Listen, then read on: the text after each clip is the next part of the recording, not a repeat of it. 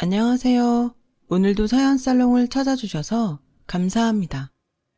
사연을 보내는 저는 올해로 30대 중반에 접어든 가정주부이면서 지금은 어느 정도 성공했다는 평가를 듣고 있는 사업가예요.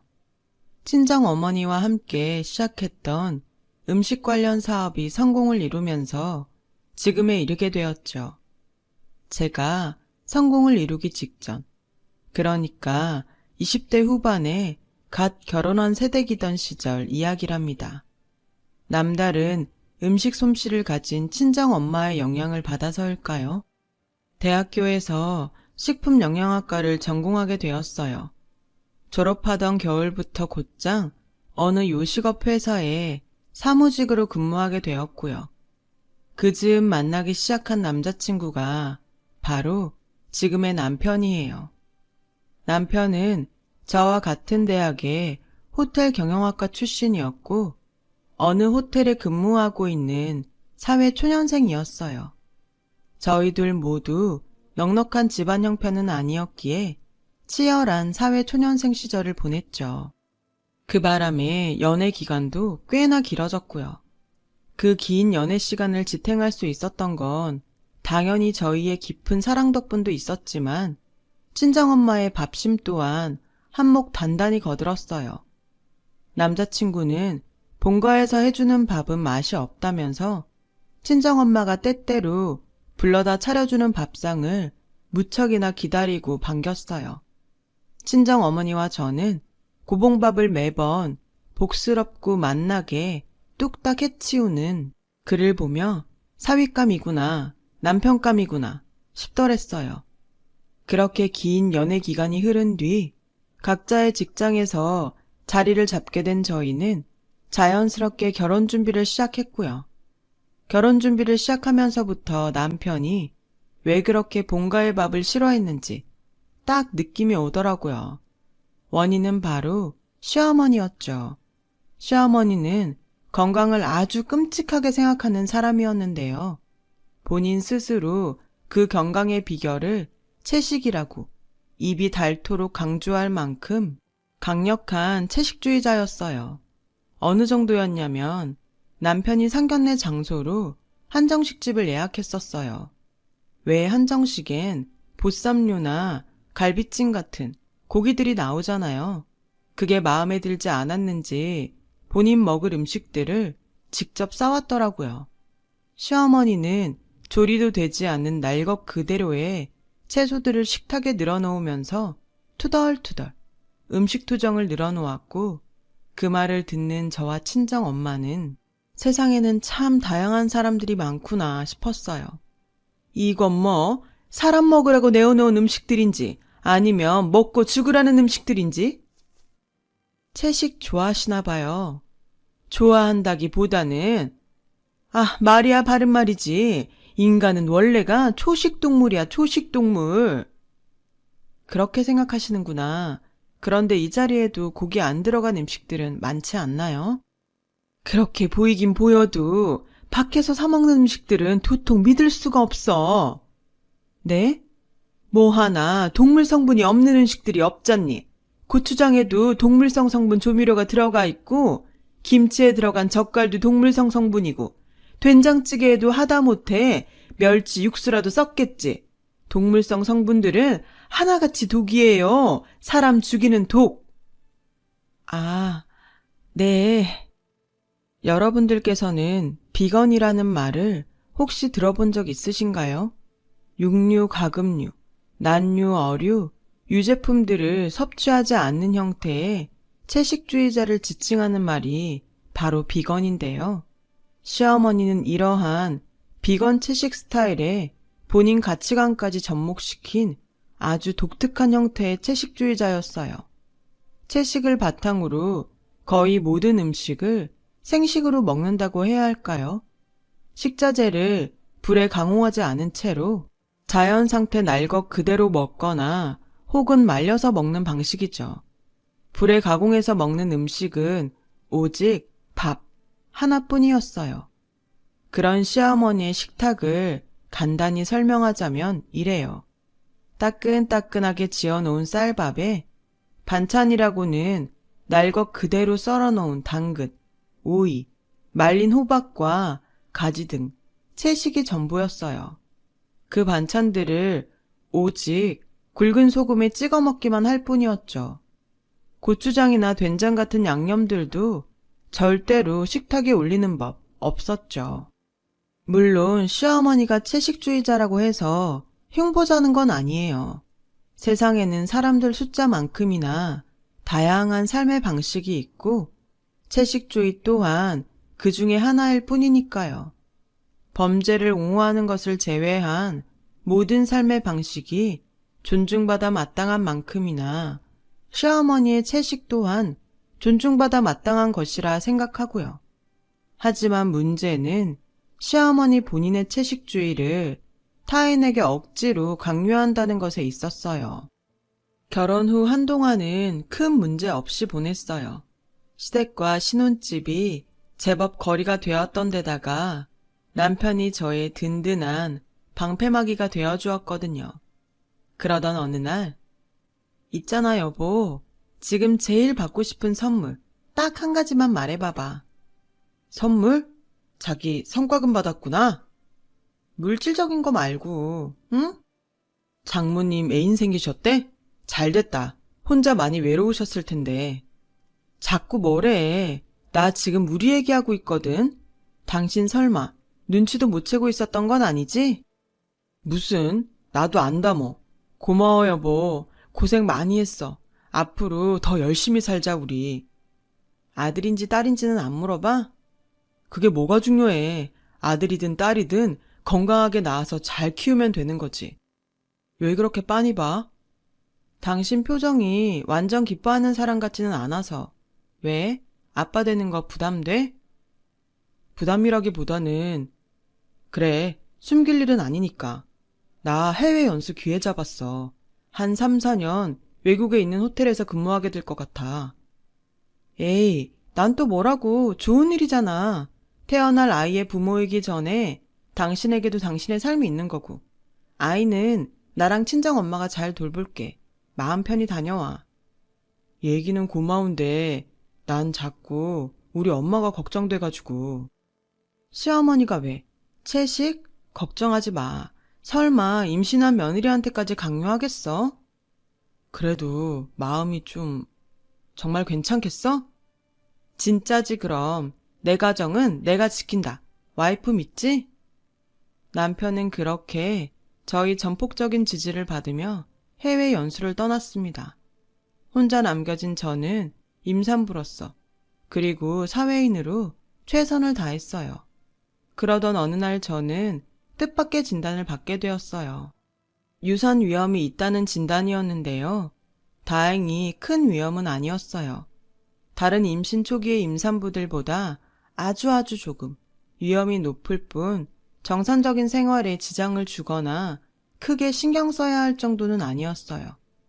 하지만 호시탐탐 저에게 희한한 형태의 채식을 전파할 기회만을 노리고 있던 시어머니에게는 약간의 유산조짐이 있다는 소식이 빌미가 되어버렸던 모양이었죠. 제가 진단을 받아들기가 무섭게 저를 시댁 식탁에 불러다 앉히더라고요. 그 식탁에는 당연하게도 시어머니 스타일의 채식 식단이 차려져 있었고요. 사부인 통해서 얘기 들었다. 유산조짐이 있다지? 다행히 심각한 정도는 아니래요. 몸에 무리가 갈 만큼 격렬한 운동 같은 걸 당분간 삼가하라는 얘기였지. 약을 먹는다던가 치료를 받아야 한다던가 하는 정도는 아니라네요. 땡! 그게 어미 될 사람 입에서 나올 얘기야? 네? 솔직히 태아가 위험한 상태인 것이 다 누구 때문이니? 다 너 때문이잖아. 혹시 지금 제가 음식을 함부로 먹어서 그렇다는 얘기를 하시려는 건가요? 당연하지. 인간은 원래가 채식동물인데 동물성 성분을 함부로 섭취하니까 유산 위험이 안 생기고 백이겠냐. 그 말이다 내 말이. 어머니, 사람이 건강하게 살아가기 위한 필수 영양소라는 것이 있는데요. 시끄럽고 오늘부터 매일 저녁은 여기 와서 먹거라. 잠깐만 제 얘기를 들어주시면 식단도 내가 다 짜놓았으니 가져가서 꼭 지키거라. 지키는지 아닌지 수시로 검사할 테니 그리 알고 명심해. 동물성 조미료나 육수 같은 것도 안 된다. 동물성 식품은 사람에게는 독이야. 다시 말씀드리지만 저는 시어머니의 채식을 존중해요. 하지만 그걸 저에게 무턱대고 강요하는 것까지는 도저히 존중할 수가 없더라고요. 저 식품 영양학과 나왔잖아요. 시어머니의 식단에는 필수 영양소가 굉장히 많이 결핍되었다는 걸 모를 리가 없잖아요. 아니, 여러분이 보셨어도 문제 심각한 식단이다 싶을걸요. 심지어 저는 임산부잖아요. 보통 사람들보다 훨씬 잘 챙겨 먹어야 하는 임산부요. 그런 임산부에게 정상적인 채식도 아니고 거의 생식 수준의 기이한 채식을 강요한다니요.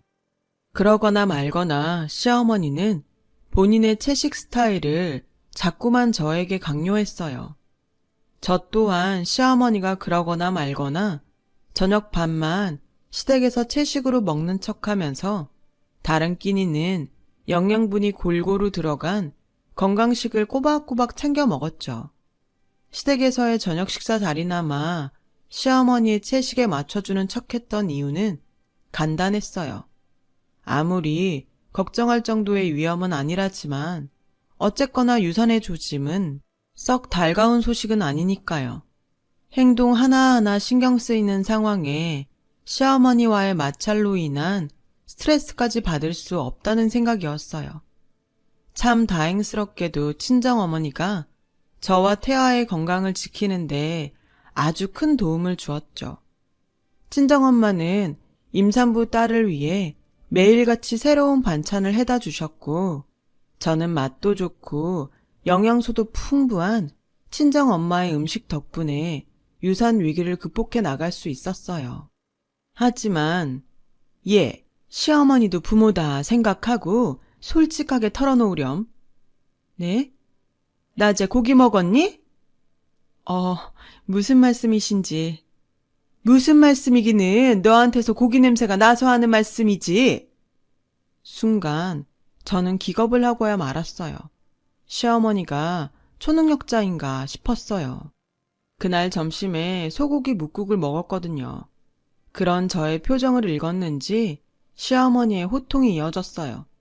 네가 이럴수록 아이의 건강을 해치는 길이라는 것만 알아둬.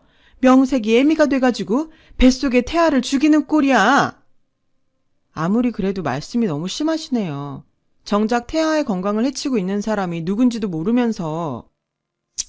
더 말할 것도 없다. 이대로 유산하는 꼴을 잠자코 지켜보느니 옆에 바짝 붙어서 직접 돌봐주는 수밖에. 시어머니는 그 길로 짐을 바리바리 챙겨 시댁을 나섰어요. 잠시 후 시어머니가 저를 이끌고 도착한 곳은 황당하게도 저의 신혼집이었어요.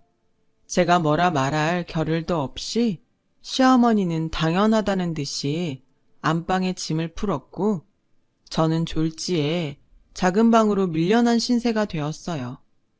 제일 큰 문제는 시어머니의 기이한 채식 강요로부터 벗어날 방법이 완전히 사라졌다는 것이었죠. 한 집에 살게 되었으니 아침과 저녁 식사를 함께 하는 건 당연했고, 그나마 회사에서 먹는 점심마저 시어머니가 도시락을 싸주겠다며 나섰으니까요. 그 도시락은 물론 쌀밥을 제외한 모두가 생식 스타일의 채식 도시락이었어요. 시어머니를 어느 정도 맞춰드려야지 했던 처음 생각과는 다르게 시어머니와 함께 지내는 모든 순간이 저에게는 고통과 스트레스, 그 자체인 시간들이게 된 거예요. 집에 있는 모든 시간에 저의 곁에 딱 달라붙어 채식 공부를 시켰어요. 식품 영양학 전공자인 저로서는 동의할 수 없는 내용들이었고요. 하다 이대로는 안 되겠다 싶었던 저는 결국 시어머니에게 맞서기로 했어요. 이렇게까지 하시는 이유가 뭔데요? 어머님도 들어서 아시잖아요. 유산 위험은 넘겼다는 거. 누가 그러디? 다 괜찮아졌으니 안심해도 된다고. 내 눈에는 하나도 괜찮을 것 없는데? 누가 그러긴요. 같이 산부인과 가서 들었잖아요, 분명. 왜요? 말도 안 되는 채식 강요하겠답시고 이제는 전문가인 의사까지 거짓말쟁이로 만들려고요? 넌 애가 꼭 그러더라. 한마디를 하면 두 마디를 알아들어야지. 한마디도 제대로 알아듣지를 못해. 제가 못 알아들은 얘기가 뭔데요, 도대체? 육식 성분은 독이야. 네 입으로 들어간 독은 고스란히 태아에게 축적된다. 육식 성분은 절대로 독 아니고요. 제 입으로 들어간 영양소가 태아에게 전해지는 건 맞지만 애초에 독이 아닌데 문제될 것도 없잖아요. 오히려 필수 영양소를 충분히 섭취하는 게 중요하지. 사람은 원래가 채식동물인데 육식 성분이 왜 독이 아니니? 대답해봐. 과학적 역사적으로 따져봐도요. 사람은 채식동물이 아니라 채식, 육식 함께하는 잡식성 동물이에요. 그 사실이 그렇게 싫으면 채식동물 혼자 지키면서 사시면 된다니까요. 강요하지 말고. 일 없다. 내 너를 꼭 채식주의자로 개조시키고야 말 것이야. 우리 손주를 위해서라도 그렇게 해야겠어. 막말로다가 너한테 쌓인 독과 같은 육식 성분이 모유에 고스란히 남아서 우리 손주한테 갈 텐데. 친할머니 입장에서 그걸 어떻게 보고만 있다든. 어머님! 난 말이다. 우리 손주가 태어나면서부터 채식주의자이면서 몹쓸 육식 따위는 모르는 올바른 삶으로 이끌고 싶어. 그게 내 솔직한 진심이다. 나 원참. 그쯤 해서 저는 할 말을 잃고야 말았어요. 아니 제가 술, 담배라도 하고 다니면 또 몰라요. 기껏해야 과학적으로 밝혀진 진실에 따라 필수 영양소를 골고루 섭취하며 태아와 저의 건강을 돌보겠다는 거잖아요. 아이가 태어난 다음에도 그래요. 어린아이가 건강하게 성장하기 위해서는 필수 영양소의 섭취가 얼마나 중요한데요. 그래서 요즘 절에서조차 꼬꼬마 동자 스님에게는 일부러라도 고기를 먹인다고 하는 거고요. 그런데 시어머니이면서 친할머니 될 사람은 입만 열었다 하면 채식 만세, 인간은 채식동물, 육식 성분은 독, 이러고 앉았으니 거기다 대구선 제가 무슨 말을 더 하겠냐고요. 속 위에 경읽기도 정도가 있는 거고 떠들어봤자 제 입만 아플 뿐이죠. 그렇게 한동안 다툼의 날들이 이어졌어요.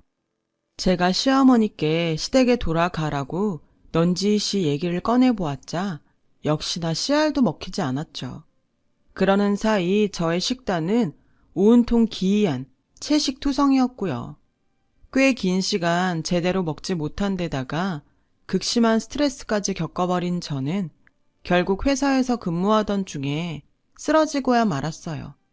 쓰러진 원인은 당연히 영양실조와 극심한 스트레스, 무엇보다 충격이었던 사실은 저의 영양실조로 인해 태아가 전보다 훨씬 큰 유산 위기에 놓여버렸다는 것이었어요. 산부인과 의사로부터 진단을 듣는 내내 저의 뇌리에는 섬뜩한 생각이 스쳐가더군요. 이대로 시어머니가 곁에 있으면 나와 태아에게 똑같은 위협이 언제든 다시 닥쳐올 수 있겠구나. 아니, 분명히 닥쳐올 것이다.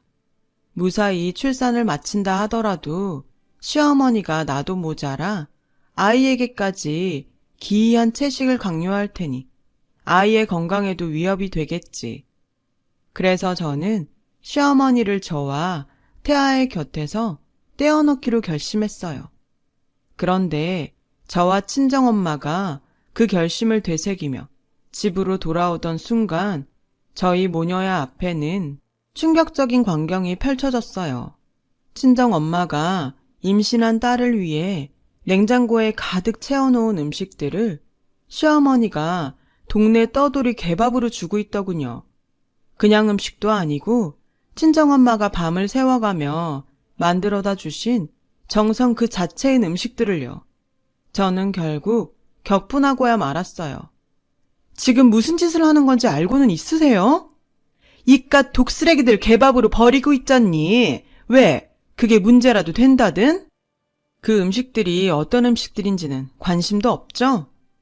넌 배운 만큼 배웠다는 애가 말이 참. 입은 틀어졌어도 말은 똑바로 하렴. 이게 어딜 봐서 음식이니? 아, 진짜. 그래요, 채식주의자? 좋죠. 그게 뭐 나쁜가? 사람에게는 각자의 가치관이라는 게 있는 법이니까 존중합니다. 그래?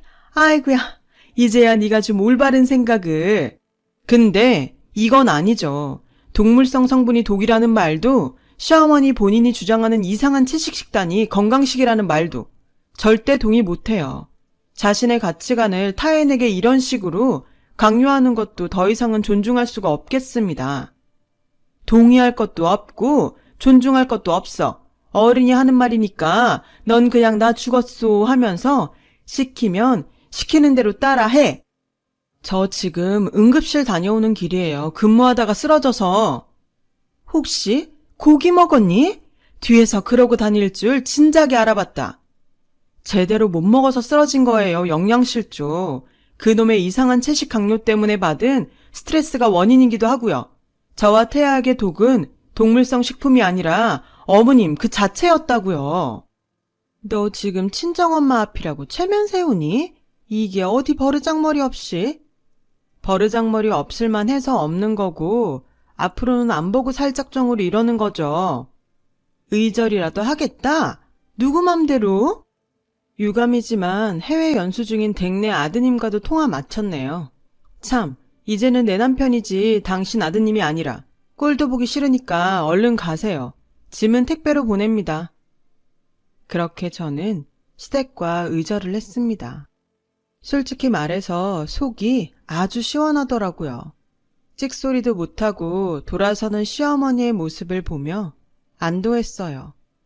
저와 태아의 건강을 위협했던 원인이 사라진 것이니까요. 그런 저와 태아를 위해 친정엄마는 무척이나 애를 쓰셨어요.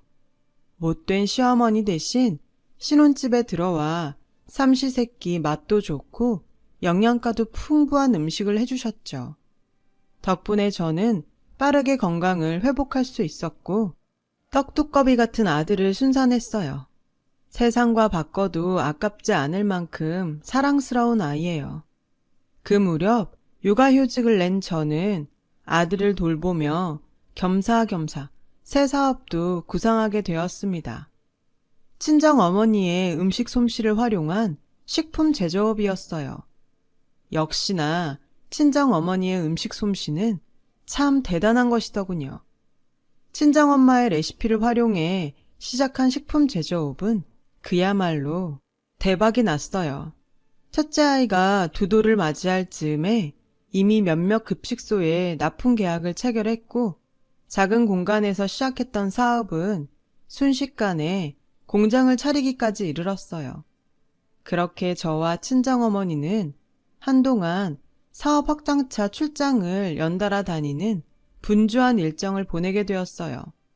얼마 뒤 모든 출장을 마친 저와 친정어머니가 오랜만에 공장으로 돌아오던 날, 저희 모녀는 황당한 상황과 마주했습니다.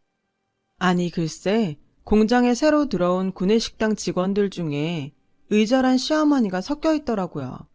시어머니도 놀라기는 마찬가지였는지 저에게 먼저 말을 걸어오더군요. 그렇게 보지 말거라.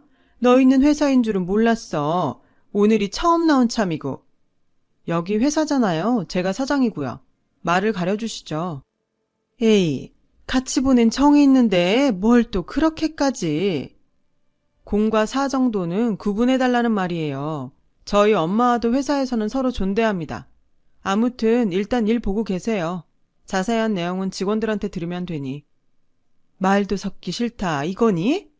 못 들으셨어요? 제가 사장이라고요. 말도 섞기 싫다는 건가요? 인사 관련해서 인사 담당자에게 묻겠다는 겁니다.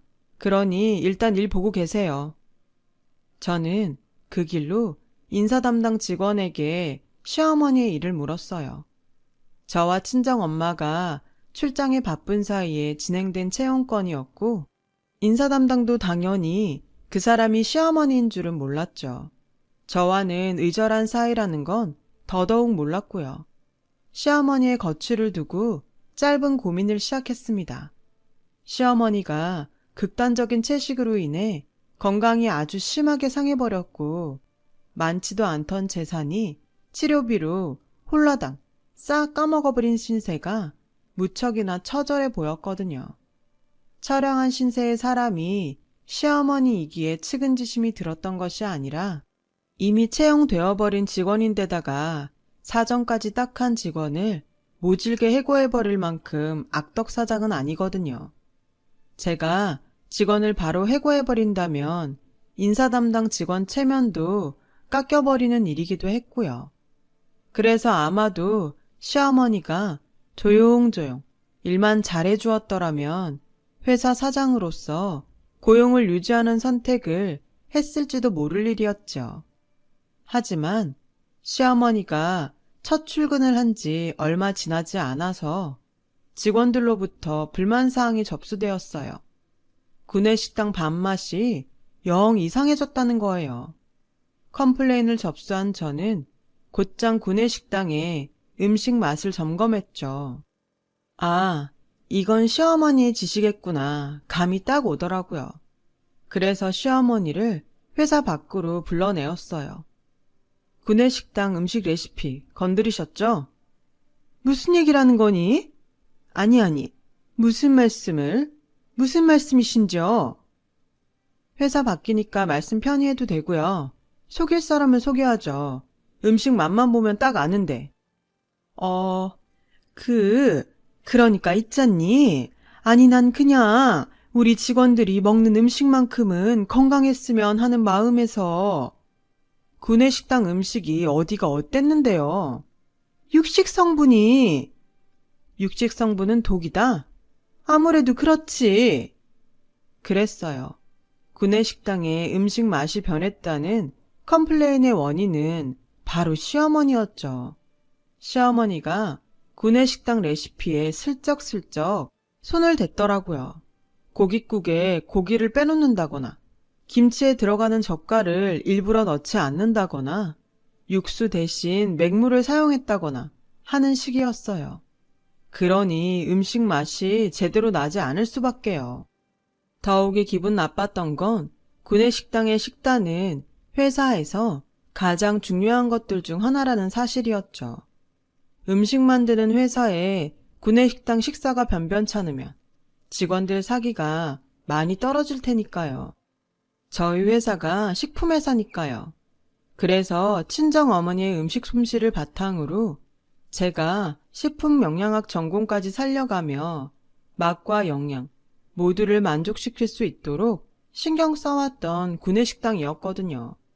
하지만 저는 일단 화를 꾹 참았어요. 그리고는 회사의 창업주이자 사장으로서 시어머니에게 마지막 기회를 주기로 마음을 먹었어요. 좋아요. 지난 일은 없던 것으로 해드리죠. 그래 주겠니? 대신 조건이 하나 있습니다. 조건? 어디 말해보렴. 일만 계속할 수 있다면야 틀어주고 말고. 구내식당 레시피에 손대지 마세요. 채식주의를 다른 사람에게 강요하지도 마세요. 어머님의 가치관을 존중해 드릴 테니 다른 사람들의 식습관 또한 존중해 달라는 말입니다. 그럴 순 없지. 조건을 들어주실 수가 없다고요? 아무리 직원들끼리만 먹는 구내식당이라지만은 참된 현대인 입장에서 독인 것을 독이 아니라 할 수는 없다. 내 손이 닿는 이상 동물성 성분은 절대로 용납할 수 없어. 알겠습니다. 그렇다면 이 자리에서 해고 처리하는 것으로 하죠. 인사팀 직원에게 가셔서 해고 처리되었다 말씀하시고 적법한 절차 안내받으시면 되겠네요. 해고로 인해 회사가 져야 하는 책임이 있다면 하나도 빠짐없이 모두 지겠습니다. 에이, 또 그렇게 모질게 굴 것까지야. 아닌 말로다가 나 여기 아니면 갈 데가 없어요. 이 나이에 취직 자리라고는 식당 아르바이트가 전부인데 그나마도 녹록치가 않아요. 왜 녹록치가 않을까요? 뻔하죠. 그 식당들에서도 그 말도 안 되는 채식이 어쩌고 저쩌고 그렇게 하다 쫓겨났을 거 아닌가요? 유감이지만 저희 회사도 마찬가지입니다. 음식 가지고 장난치는 사람을 구내식당에서 고용할 수는 없으니까. 결국 시어머니는 그 자리에서 해고 처리되었고 저희는 긴 악연의 마침표를 찍게 되었어요. 그렇게 지금 30대 중반에 접어든 저는 시어머니의 채식 강요로부터 지켜낸 첫째 아이와 그 이후에 태어난 둘째 아이를 건강하게 잘 키우고 있답니다. 저와 친정 어머니, 그리고 해외 연수에서 돌아온 남편은 아이에게 가리는 음식 없이 골고루 꼭꼭 씹어 잘 먹는 식습관도 빼먹지 않고 가르치고 있어요. 사업은 음식 납품하는 급식소를 더 늘리기 어려울 만큼 번창했고요. 시어머니는 어떻게 되었냐고요? 식당 아르바이트를 여기저기 전전하며 입에 겨우 풀칠이나 하고 다닌다는 풍문이에요. 심지어 그 식당들에서도 손님들에게 극단적 채식을 강요하다 쫓겨나기 일쑤인 신세라더군요. 신혼집에서 한 번, 회사의 레시피에 손댔다가 또 한 번, 그렇게 2번씩이나 쫓겨난 데다가 심지어 겨우 먹고 사는 신세가 되어서조차 그 버릇을 못 고쳤다니. 참, 이래서 사람 쉽게 안 변한다고 하는 모양입니다. 어떤 잘못된 믿음은 자신 말고도 주변 사람들까지 병들게 할 수 있다는 것이 무섭기도 했어요. 저도 제 가족과 자신, 회사를 위해서 건강한 정신과 건강한 육체를 가질 수 있도록 노력하면서 살아야겠어요. 저희 사연은 여기까지입니다. 들어주셔서 감사해요. 맛있고 건강한 하루 되세요. 여러분, 사연 댓글에 응원과 현명한 조언 부탁드려요.